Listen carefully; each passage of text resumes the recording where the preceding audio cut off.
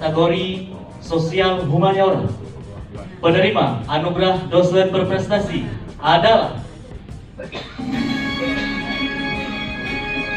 untuk kategori ini kita punya 3 pemenang, Bapak Ibu.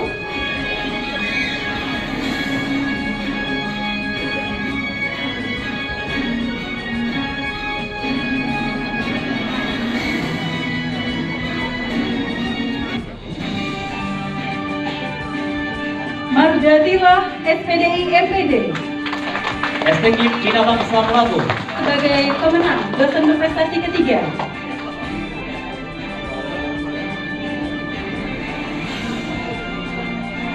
Dr. Siti Zubaida SPT SAG MM dari Universitas Al-Musli sebagai pemenang dosen berprestasi kedua.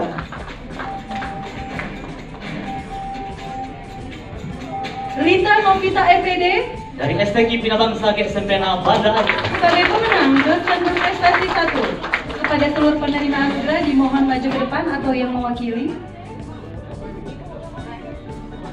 Diharapkan yang mewakili, boleh Ibu silakan.